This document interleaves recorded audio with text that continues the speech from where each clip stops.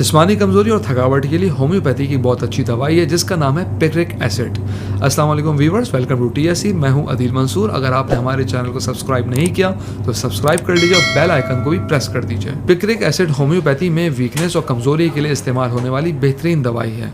कमजोरी चाहे दिमागी हो या जिस्मानी, दोनों तरह से ये बड़ी इफेक्टिव दवा है। ब्रेन फॉग मेडिकल टर्म में ऐसे लोगों के लिए लफ्ज़ यूज़ किया जाता है जो गायब दिमाग रहते हैं। सबसे पहले दिमागी कमजोरी की बात करें तो ये ब्रेन फॉग यानी गायब दिमागी के लिए बहुत अच्छी मेडिसिन है।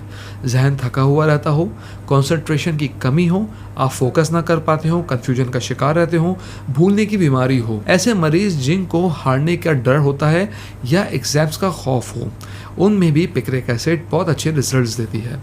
इसकी एक टिपिकल सिम्टम इन कंप्लेंट्स के साथ सर में दर्द होना, गर्दन और आंखों में दर्द का होना, उन लोगों के लिए ये मुफीद है। इसके अलावा टीचर्स और स्टूडेंट्स, बिजनेसमैन और इस तरह के दूसरे प्रोफेशंस जहां दिमाग का इस्तेमाल बहुत ज़्यादा हो, वहां मेंटल थकावट की शिकायत बहुत रहती है।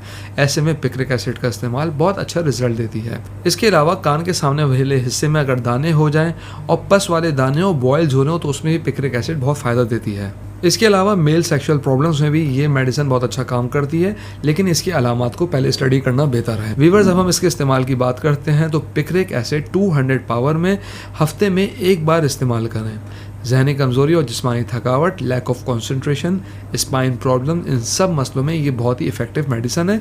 तो आप 5 कतरे थोड़े से पानी में डालकर थोड़ी देर मुंह में रखें, फिर उसको पी लीजिए और इसको 1 महीने तक ऑब्जर्व कीजिए कि आप में कितनी बेहतरी पैदा हुई है। हम उम्मीद करते हैं आज की वीडियो आपको पसंद आई होगी। कमेंट बॉक्स में राय ज़रूर आगाह कीजिएगा। अगली वीडियो तक के लिए अल्लाह हाफिज़।